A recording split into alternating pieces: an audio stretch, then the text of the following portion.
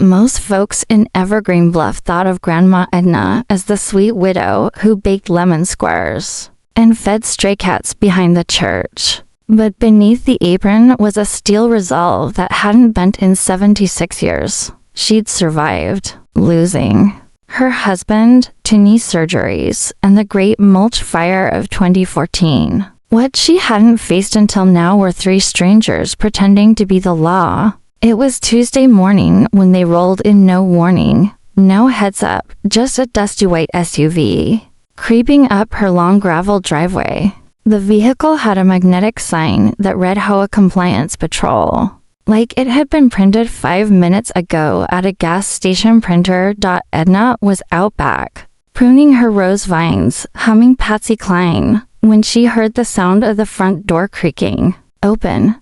No knock, no doorbell, just the confidence of people who didn't fear consequences. She peeked around the house and saw them, three of them, maybe in their 30s. A tall man with slicked back hair and a clipboard, a shorter man fiddling with a fake-looking walkie-talkie, and a woman in yoga pants and oversized sunglasses. They walked into her home like it was part of a tour. Edna didn't panic. Instead, she reached for her old gardening trowel more out of habit than defense, and moved quietly toward the side window. Through the glass, she watched them split up. Clipboard guy pointed to various objects, flagpoles to tall. Decorative curtains violate outdoor visibility. Porch birdhouse unregistered. Classic code 6.3. The woman photographed her embroidered pillows. Also, she's got unapproved lace. HOA says no frills. The short man, he wasn't even pretending.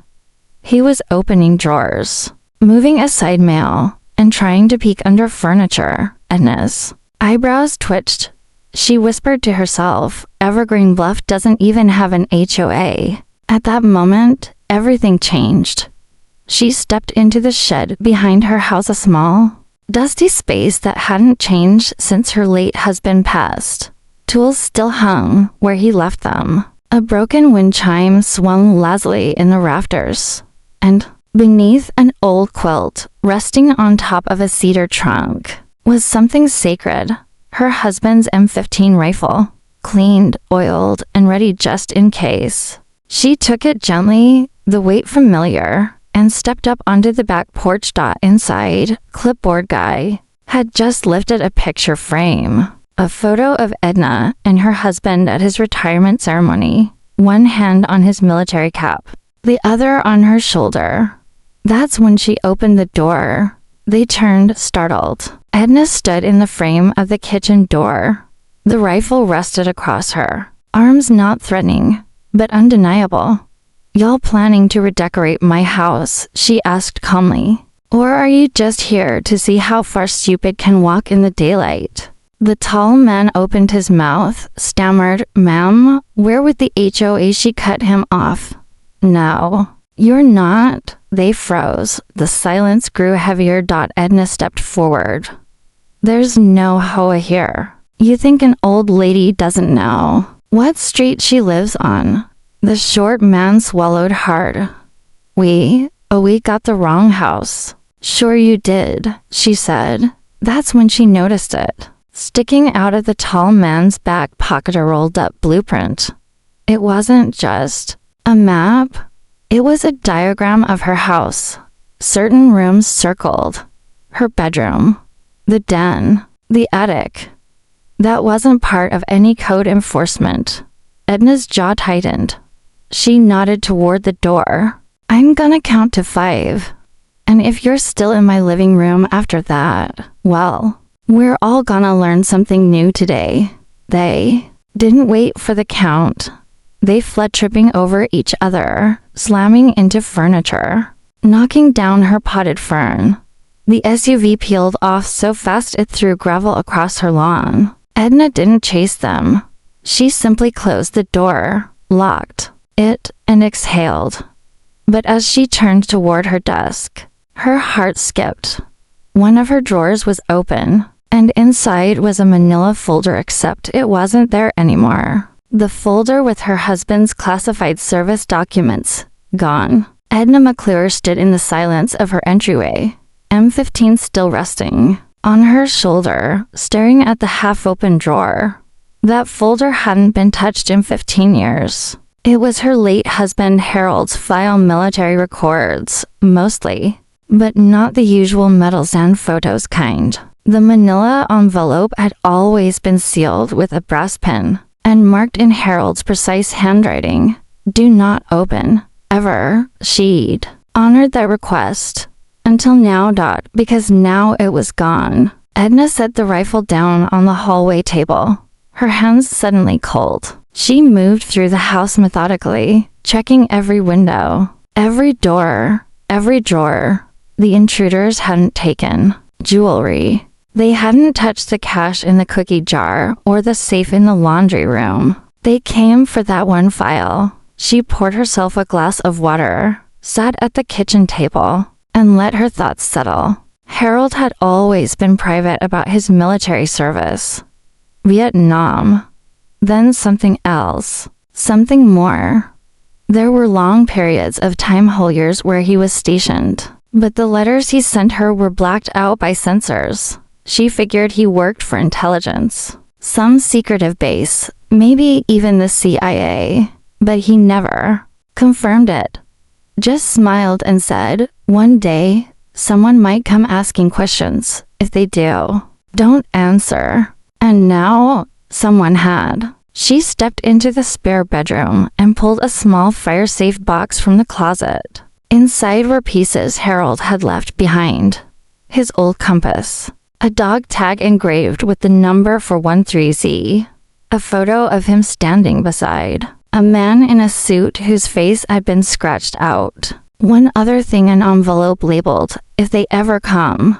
Her hands shook slightly as she opened it. Inside was a single key and a note. "If you're reading this, it means they found us. Go to the train station. Locker 17. Use the key. Trust no one, especially uniforms." Edna swallowed. She glanced back at the door. The SUV had left tire tracks in her gravel that didn't match local plates. These people weren't just scammers. They knew where the file was.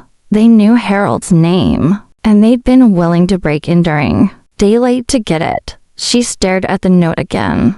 Locker 17. She never imagined her twilight years would involve mysterious keys and covert lockers. But here she was widowed, retired, and apparently sitting in the middle of a secret her husband had taken to the grave. She knew exactly where the station was. Just 10 minutes away, off Route 29. The lockers were still in use, mostly for hikers passing through. But if Harold left something there, she had to find it before those imposters did. She grabbed her coat, tucked the key in her pocket, and stepped onto the porch. Just as she locked the door, she saw it. Down the road, parked half-hidden under some trees, was the white SUV. It hadn't left.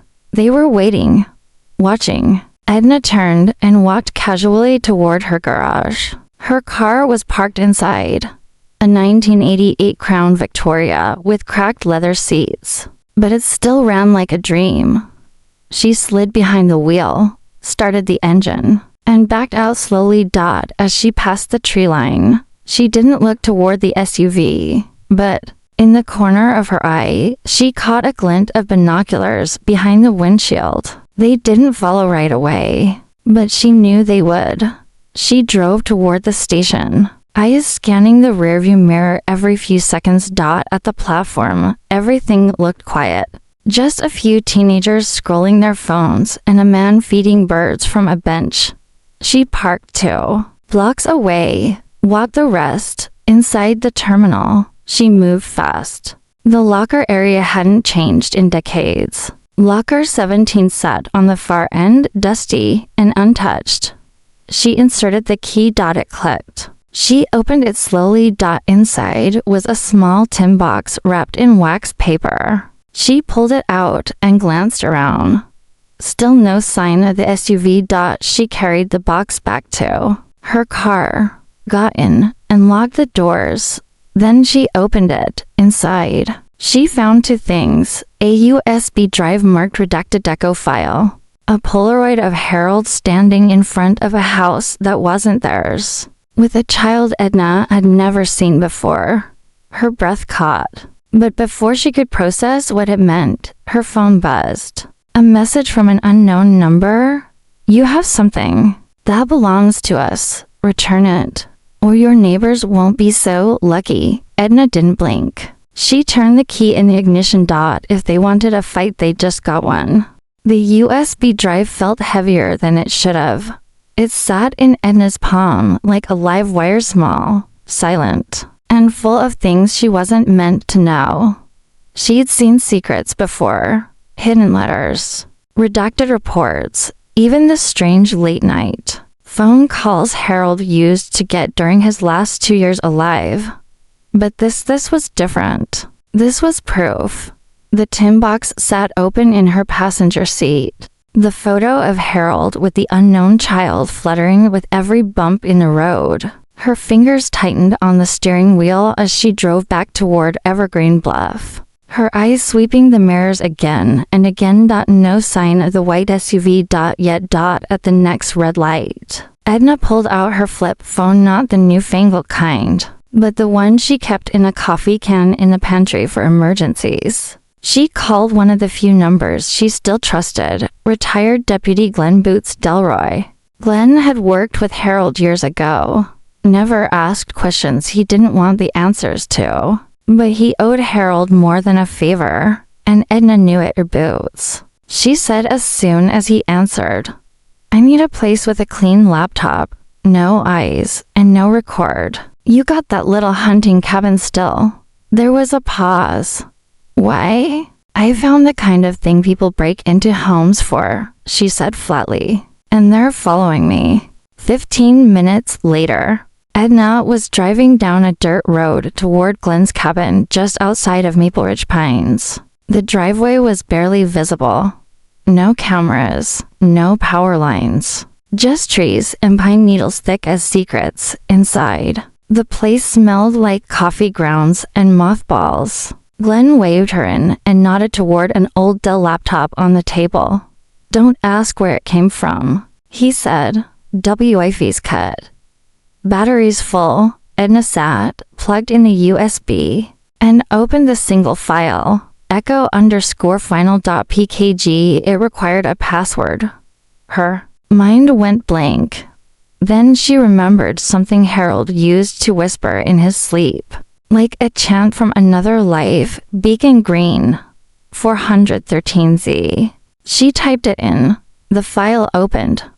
What loaded next made her spine go cold. A black screen with surveillance photos, coordinates, and lists names, addresses, dates, all tied to a secret program labeled Echo, apparently part of a decommissioned military operation involving domestic infiltration drills during the Cold War. And on page 4 was her own name, alongside Harold's, listed under test site. Suburban Contingency 17, Bluff Unit. It didn't make sense. According to this, Evergreen Bluff itself had once been a training ground and experimental town used to simulate the response of civilians to fabricated authority figures, fake police, fake HOA, even fake neighbors.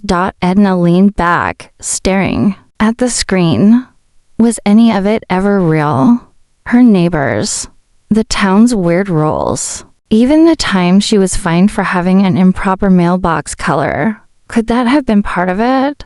Boots stepped behind her, reading over her shoulder. "What the hell is this, Edna?" She shook her head slowly.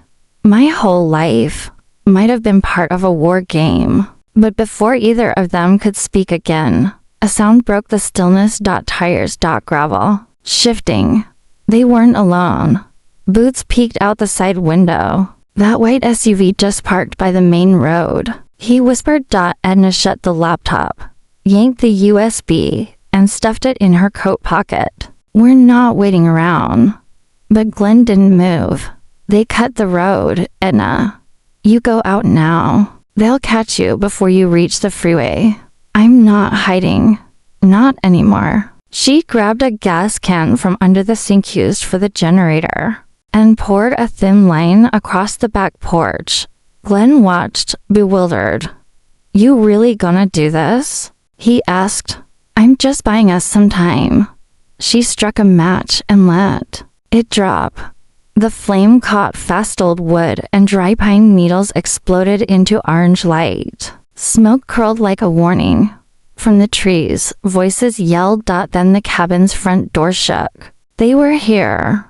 But Edna wasn't scared. She looked at Glenn and said, You said you kept your grandfather's scattergun in the bedroom closet. He nodded slowly. Go get it. Because this time, the fight was coming to her.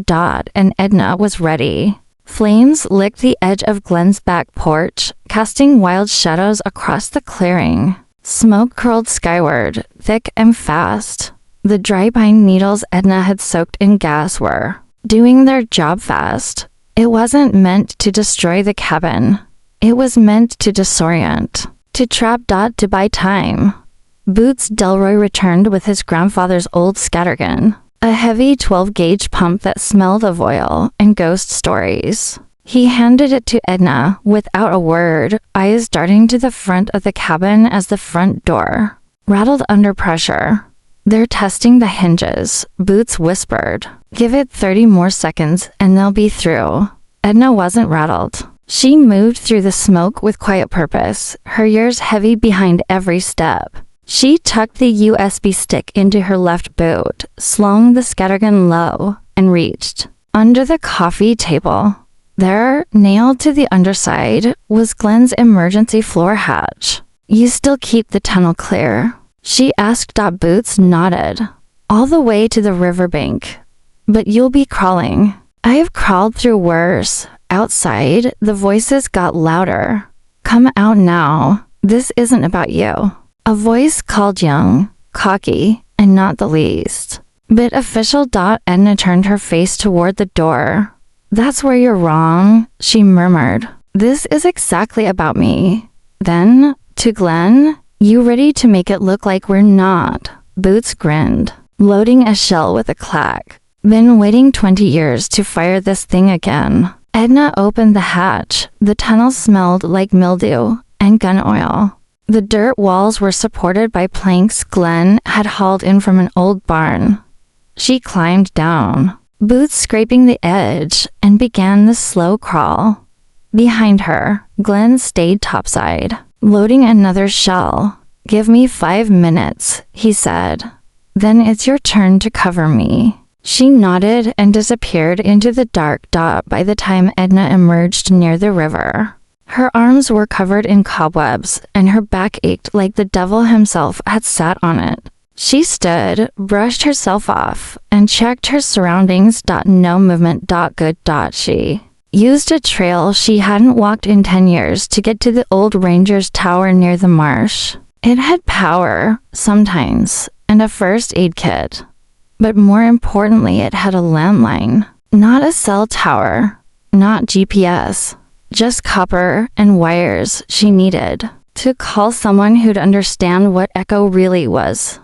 Back at the cabin, Glenn was stalling with fire and bullets. She could hear faint pops of gunfire even a mile away. She dialed the number from memory. The phone rang. And then a click. Who gave you this number? A female voice asked. Edna didn't waste time. My name's Edna McClure. My husband was Harold McClure. Echo Unit, Suburban 17. I have a USB file, a missing folder, and armed men posing as HOA agents on my property. If you're who I think you are, you'll know what that means. There was silence. Then, where are you? Safe for now. Do you still have the echo package? Yes, but they know I do. You need to bury it. Now, Edna laughed, but there was no humor in it. I've buried enough things. This time, I'm not hiding. This time, they're going to answer to me. The voice on the line changed. No longer detached. Now urgent. Listen to me. If they're impersonating HOA agents, they're from Blackridge Division. That's not just surveillance cleanup. That's full cover elimination. They don't leave loose ends. Edna's knuckles turned white around the receiver. Then they better be ready to tie one up. She slammed the phone down and left the tower. But as she approached her Crown Vic near the tree line, her instincts tingled. Something was wrong. She crouched, scanning the area. And that's when she saw it. A figure, dressed in delivery clothes, crouched beside her rear tire, planting something underneath. Edna didn't move. She slowly drew a small revolver from her coat pocket and stepped out from behind the tree. Don't move. Not unless you want your kneecaps to start a solo career. The man froze, then stood up slowly. But he didn't run. He smiled. Ma'am, he said calmly, you're interfering with a federal operation. That's funny, Edna replied. I don't recall federal agents crawling under senior citizen vehicles with plastic explosives. He held up both hands. That file you took belongs to a program you don't understand. It could kill people. Edna's eyes narrowed. Let me guess, only if they read it. The man took a breath. You can't stop this. Edna motioned toward the forest with the barrel of her gun. Maybe not, but I can slow it down. And you're gonna help me. Edna kept the revolver steady, her stance firm despite the thudding in her chest. The man in the delivery jacket didn't flinch. He was younger, mid-30s, clean-cut but not in a polite way, more like the type trained to blend in anywhere and disappear when it counted. You've got two choices, she said. Start explaining, or I make a lot of noise real fast. His smile faded. My name is Carter. I work for what used to be ECHO. It's complicated. Try me. He slowly lowered his hands. The program your husband was part of it was designed to test how communities respond under pressure. False threats. Psychological probes. Most of them were retired years ago. But not Bluff Unit. Edna's jaw clenched. Why not? Carter looked down at the road. Because your husband wrote something that wasn't part of the script. Something buried in the file they stole from you. He left a contingency, something we didn't know existed. Until now, Edna didn't blink. You mean I didn't know? Carter nodded. Exactly. What was it? I don't know, he admitted. But Blackridge thinks you do. That's why they're moving so fast. The file your husband hid at links to operations they still run off the books. They're not trying to erase the past, Edna. They're trying to cover up the present. She narrowed her eyes. And you're telling me this because I'm not with Blackridge anymore. I left. I was part of the cleanup team in 2002. We were told Bluff Unit had been scrubbed until your name came up on a satellite intercept. Last week. They're watching everything now. Edna took a breath. The revolver stayed up. And the bomb under my car, Carter gave a sheepish nod, disabling it. Wasn't planted yet. I figured they'd track you. I didn't expect you to catch me. Mid-crouch. Double quotes. Edna finally lowered the weapon, but didn't let it out of her hand. You're riding with me now. We're going to see Glenn. Carter hesitated. He may not be alive. Edna stepped forward, her voice cold. He's tougher than he looks. You better hope he is. Because if he's not, you're digging to graves. And I ain't one of them. 15 minutes later, they reached the backwoods of Glenn's property. The cabin was smoldering but intact. The flames had burned out, mostly on the porch. Edna's heart sank when she saw the broken window, but it jumped again when she spotted movement inside. Boots Delroy limped out the front door, dragging what looked like a makeshift bat wrapped in barbed wire and duct tape. Edna exhaled. You look like roadkill with attitude. Glenn coughed, grinned. That's 'cause I hit one of 'em with a pantry door. You bring back up, she nodded toward Carter. Sort of. He says he's ex-echo. Glenn raised the bat. He better still be ex by the time I finish asking questions. Inside, Edna set the laptop up again. The USB still worked. Carter typed in a second string of characters she hadn't seen before. A new folder opened deeper, darker. This one was titled Command Subroutine, Echo, Red Winter, Protocol Dentalist. Inside it were names. Lots of them. Some crossed out.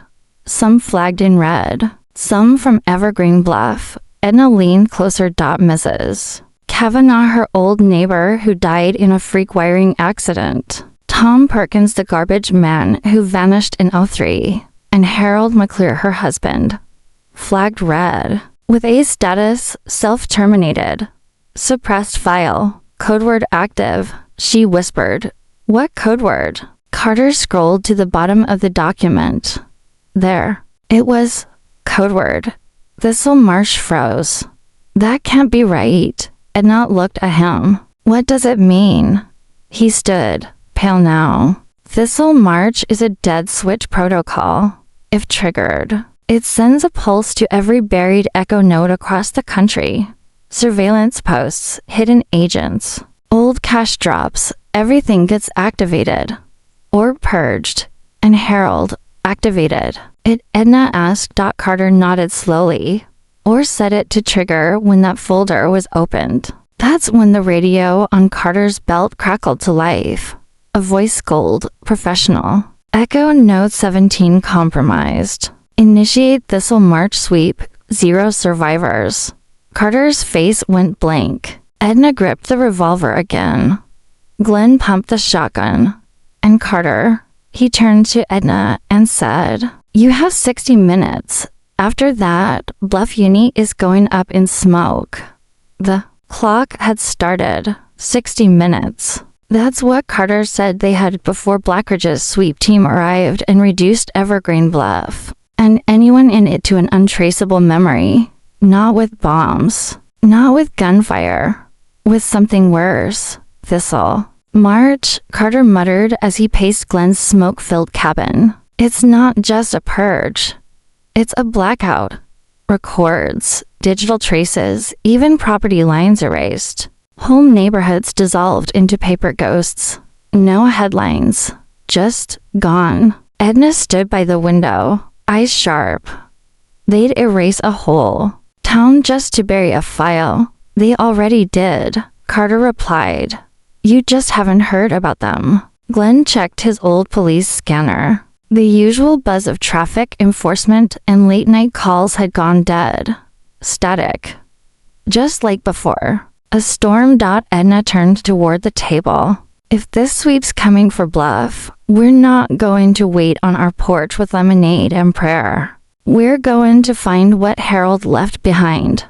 Something worth all this trouble. Something Blackridge doesn't want anyone to see. Carter opened his mouth, but Edna cut him off. We're not running. We're going back. The drive into Evergreen Bluff was quieter than it had any right to be. No porch lights. No joggers. Just a sleepy street wrapped in shadow and tension. As they rolled past Maple Lane, Carter pulled up the map on his burner phone. There's a building here that doesn't match public records. Harold marked it in the Echo Node database. It's listed as Asset Shell 37. Looks like an abandoned HOA office on paper, but it predates the Bluff charter. Glenn squinted at the address. That's the old maintenance shed behind the tennis courts. Not on any permits. No sewer, no power, no taxes paid since '78, Carter added. It's not a building. It's a front, Edna grunted. Then, let's knock on the wrong door. They parked behind the courts. The shed looked like nothing special. Small, slanted roof, peeling gray paint. But the second Carter pried the lock, something shifted. Behind the door wasn't a tool room. It was stairs, concrete stairs leading down. Cool air drifted up clean and filtered. Edna stepped inside first, flashlight raised. Her breath came slow, steady. The hallway at the bottom was lined with metal panels and blinking lights. The walls weren't cinder block, they were reinforced steel. Military grade. A sealed door stood ahead, labeled Echo 17, Deep Vault Access Class Red. Carter held up the USB. This is the key. He inserted it into the wall console. For a moment, nothing. Then, access granted. The door groaned open. Inside the room was a single chair, a camera mounted above, and a curved wall of monitors, some dusty, some still active. Carter moved toward a terminal. This is an old AI node, a decision engine. It ran simulations based on civilian behavior. Harold must have used it to log what he learned. Edna stepped into the light. You're saying my husband recorded the whole town like an experiment? No, Carter replied. He tried to shut it down, but something went wrong. He typed a command. The screens came alive. Footage from over a decade ago filled the monitors. Not just public areas, homes, backyards, conversations, all recorded without consent. And in the center monitor, Harold, standing in that very room, looking into the camera. Edna's breath caught. He was older than she remembered, his hair grayer, his expression lined with exhaustion. If you're watching this, Harold said, they've come back. I tried to warn them. Bluff was no longer a test site. People made it real. They built families here, lives. But Blackridge won't stop. They want the node because it still works. It predicts behavior, manipulates it. If they reboot this system, they can turn any town into a weapon. He paused, looked directly into the lens. Edna, if it's you, then I failed. But you didn't. You made it real. You loved me when I became a ghost. And now it's your turn to decide, shut it down. Or let the next town become what this one was meant to be. The message ended. Silence returned. Carter turned, stunned. The node. It's still active. If Blackridge reactivates it, they can run thousands of towns like the silent test sites. Controlled environments. Invisible experiments. Edna walked up to the console. There was one final prompt blinking. Initiate permanent shutdown. Why England spoke up. We do that. We kill the files. The names. Everything Harold left behind. Edna didn't hesitate. She hit Y. The monitors went black. The lights dimmed above ground. The sprinklers at the tennis courts hissed to life. The street lamps flickered.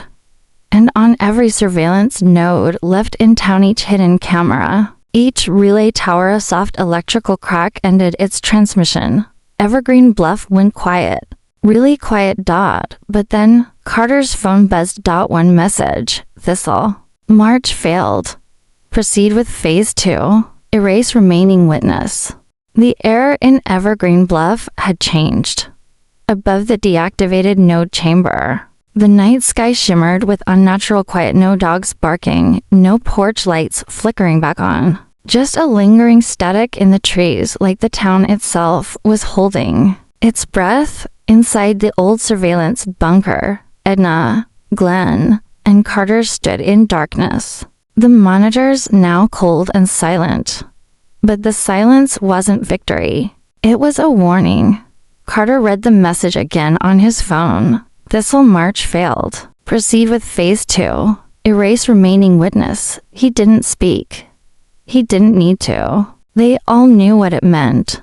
They're not pulling the plug. Glenn muttered. They're pulling the trigger. Edna turned to Carter. How long? If they're nearby, he said, checking his watch. 10 minutes. Maybe less. Then we don't wait. She climbed the stairs first, rising from the depths like someone stepping out of a grave. Her boots hit the forest soil with purpose. The old M15 was strapped across her shoulder again, her eyes clearer than they'd been in years. Carter followed, strapping on the makeshift Kevlar vest he'd pulled from a side locker. Glenn dragged two duffel bags behind him, filled with ammo, smoke charges, and one very illegal flare launcher. They had a plan, and they had no intention of dying quiet. Across the neighborhood, 3 unmarked black vehicles entered Bluff's west entrance, lights off. Inside them were 6 men, coordinated, silent, and armed with weapons made for close sweep elimination. Not a sound team. Not a recovery crew. Erasure. They'd done it before. Wipe the logs. Burn the paper trail. Remove the remaining witnesses. But this time, they were up against Edna, and she was ready. At the edge of Maple Ridge Trail, Edna crouched beneath a hedge beside Glenn's broken-down truck. They'd rerouted power from the Ranger Tower's generator into a single radio repeater one that broadcast a constant high-frequency pulse to jam short-range comms. Carter was watching the front flank. Glenn had the rear. Edna carried the USB in a hollowed-out garden gnome. She chuckled to herself. Harold would have liked that part. Then headlights, 3 vehicles. No license plates, no hesitation. Edna clicked her radio twice. That was the signal. Glenn lit the first charge. Boom. A flash of smoke and sound burst from the basketball court, drawing the sweep team's attention to the wrong side of town. Then Carter opened fire-controlled bursts. Not to kill, just to redirect. To make them think they were surrounded. Edna moved like clockwork, shifting from porch to porch, ducking behind a wheelbarrow, hopping a neighbor's fence. She moved toward the town square, the old Bluff fountain that hadn't worked in years. That was where Harold had buried the final failsafe. She reached the fountain base and pried open the cracked brick tile. Inside, a steel box. She opened it. Not weapons. Not money. Photos. Dozens of them. Of families. Real residents. People who'd moved into Evergreen Bluff believing it was just a neighborhood. Not a simulation. Not a testing ground. Harold had documented the turning point when the program lost control and the town became real. And that was the secret Blackridge wanted erased. Edna looked up. Carter's voice crackled in her earpiece. They're circling your side. You've got maybe 1 minute. She smiled grimly. Then let's give them something to remember. She lit the flare and launched it high into the sky. Red light poured down over the bluff. And from behind 3 rooftops, Glenn opened up with his shotgun. One of the sweep team vehicles lost a tire and skidded across the curb. Chaos followed smoke, yelling, and a complete breakdown of their comms plan. Carter sprinted across the lawn and grabbed Edna's arm. We have to go. Now. But Edna didn't move. She placed the steel box into his hands. This is the proof. You get it to the press. To someone who can't be bought. Carter shook his head.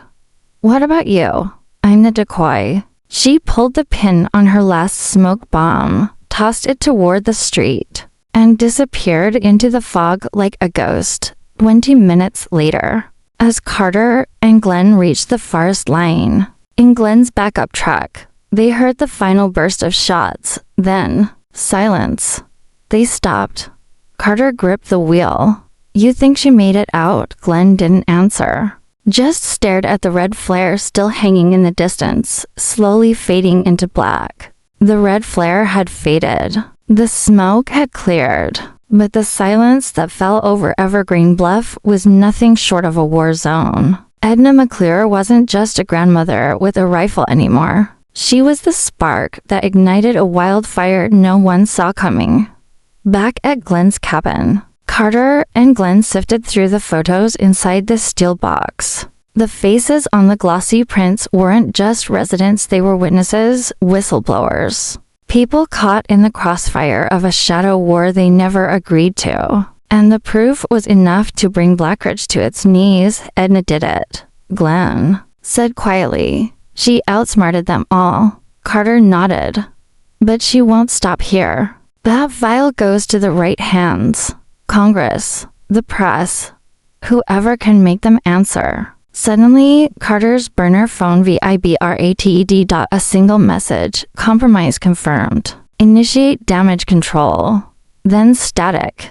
The night was broken by distant sirens, police, FBI, and local news vans flooding into Evergreen Bluff. Carter smiled. Grimly, the leak is out. Meanwhile, miles away, Edna crouched in the underbrush outside town. She wasn't alone. Several neighbors had gathered, people who had grown tired of the shadows, tired of lies disguised as rules. They brought food, blankets, and radios. And most importantly, they brought hope. Edna looked around at the faces, lit by flashlight beams, young and old, fearful and fierce. She raised her voice. They thought they could erase us. They thought a town full of ordinary people wouldn't fight back. But this, she said, holding up the steel box, this is our story. And we're done being the ghosts in their game.